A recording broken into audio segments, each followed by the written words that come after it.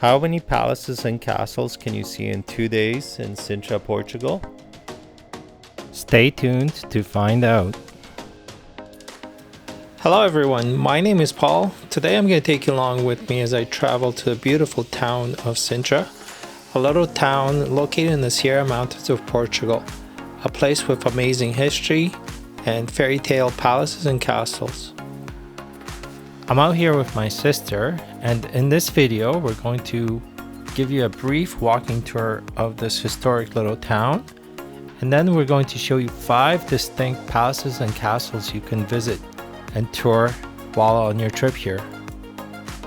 We got into Sintra in the middle of the day. We took the bus from Cascais, and it was a little bit of a walk to get to our hotel.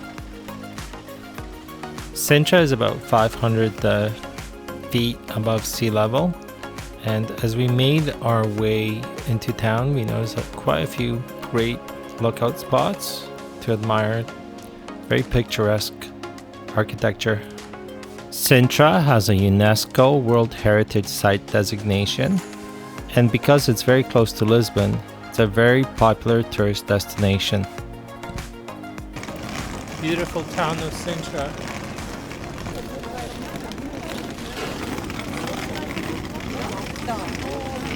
It was around 4 p.m. when we checked into the Tivoli Hotel, located in downtown Sintra.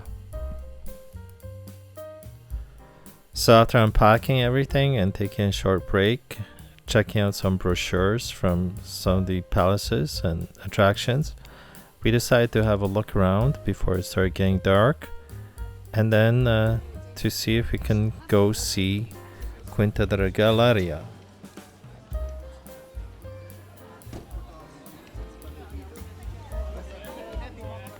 Located within a short walk is one of the most beautiful examples of romantic architecture in Portugal. Quinta da Regaleira is one of the most amazing places in Sintra, and its location is both beautiful and kind of mysterious. Built in the early 1900s for the very wealthy businessman Antonio Monteiro, the estate features stunning landscapes, an elaborate grotto, and lavish gardens filled with architectural wonders and creative sculptures, and mysterious symbols related to alchemy, masonry, and the Knights Templar. It was built as a romantic tribute to one of its previous inhabitants and made to resemble a Gothic cathedral. It aimed to achieve harmony between humans and nature. It's a very neat place to check out, definitely worth visiting. Sintra itself offers lots of things to see. There are many cafes and restaurants and gift shops. It has everything a tourist would want. Many of the streets are cobblestone, and it's very charming, aside from being sometimes difficult and tiring to walk up many of the little passages and hills. The alleyways can get pretty steep.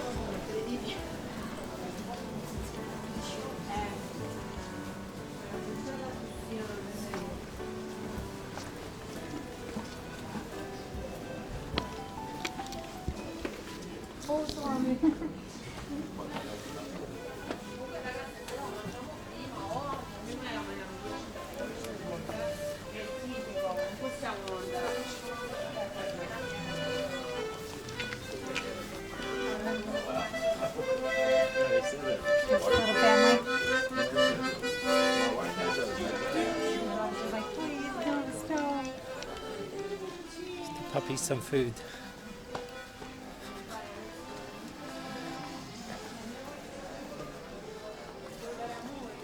Que legal.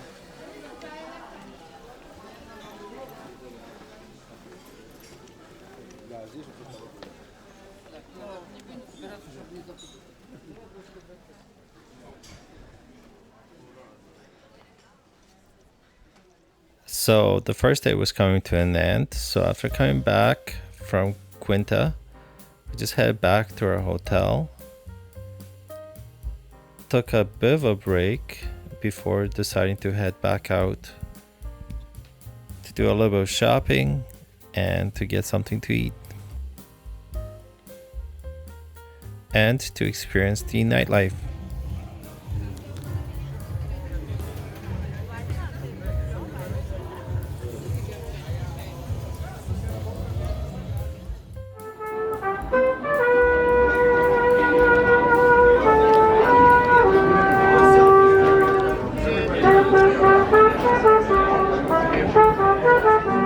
Chimay?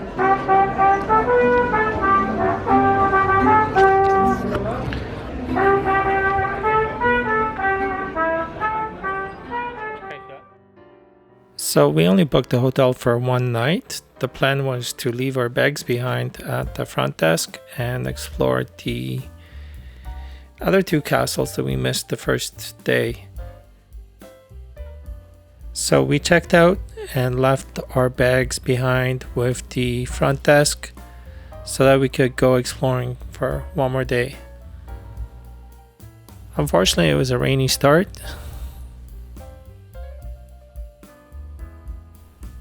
We were greeted with this view of Quinta from our hotel lobby through a thick curtain of rain. Luckily for us, the rain did not last long and we were ready to explore once again.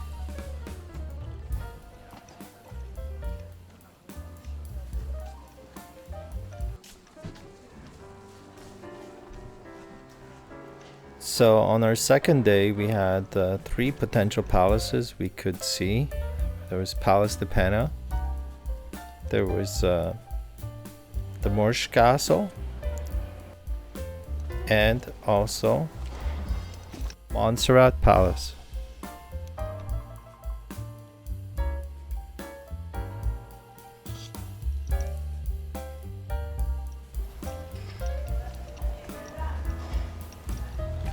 Behind me is the White Palace, right next to our hotel.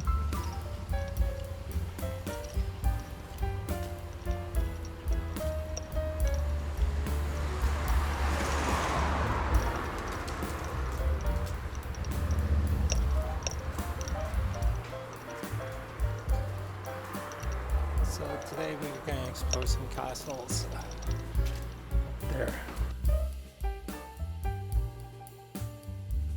So we stopped off for breakfast. I believe this place was called the Bristol Cafe, and there was a all-you-can-eat breakfast buffet for, if I'm remembering correctly, about 25 euros. Very good call. This was going to be the first time I tried passion fruit in my life, so I was very excited about that because I grow it in my garden. And now we're Stuff is eating- delicious.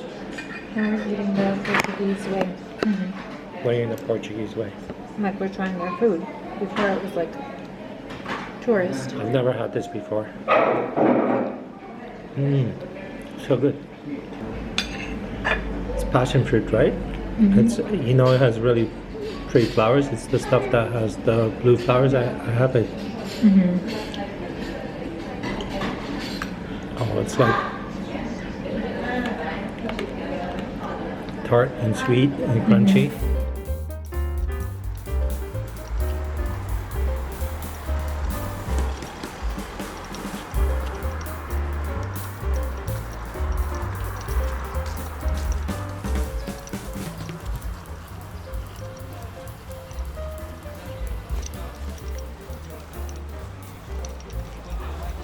So, is it going to take us there? So we're gonna go to this castle and this castle. These two. We're here. This is National Palace of Sintra. This is the one that's the prettiest castle here. So I don't know if you want to go to the other one. So we got our cappuccinos from Bristol Cafe. And we're going to try the traditional dessert here. What is it called? Travesario? Yeah.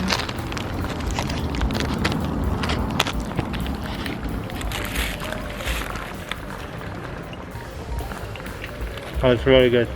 It's very fluffy. I can see why they call this pillow. It's very sweet. It's sweet. And is that an apple filling on the inside? Yeah, I think so. It's really good. This is kind of like an apple pie. Which one? This one.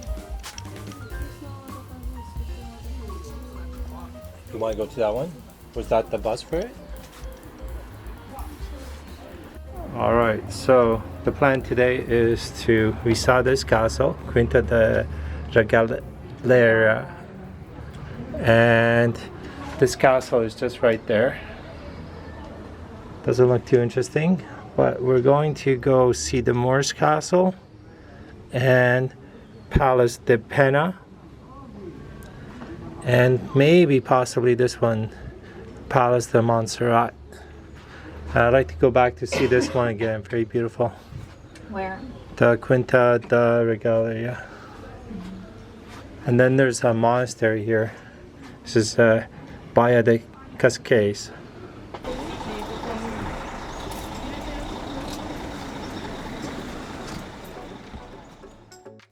The Pena National Palace is one of the 7 wonders of Portugal and is a UNESCO protected site. It stands on top of a hill in the surrounding mountains overlooking the town of Sintra. The palace was originally a monastery that was greatly damaged by lightning and later by the Great Lisbon earthquake. The monastery was purchased by King Ferdinand and rebuilt into this wonderful romantic palace you see here.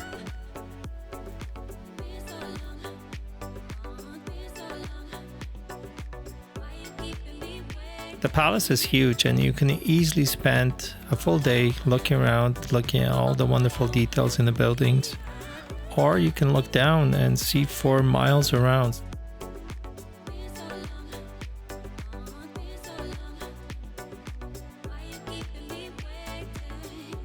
From up here you can get a bird's eye view of the Moorish Castle.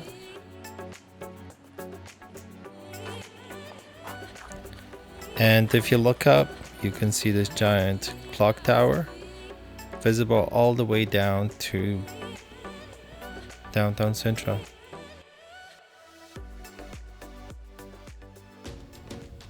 So after coming back, we just had enough time to see this place, which is Palace de Montserrate. And this was by far my favorite palace of the entire trip. It's a very romantic palace that borrows from a lot of different styles, but just the attention to detail is just stunning. Everything is carved out of marble or expensive wood, and the garden surrounding this place just outstanding, like no garden I've ever seen. As someone that's a big fan of garden design, I think I would revisit this place just to see the garden again. In my life, I've been to a few places that claim to be an enchanted forest, but I think this garden comes the closest. It actually does feel like a garden from the pages of a fairy tale, so I highly recommend seeing it in person.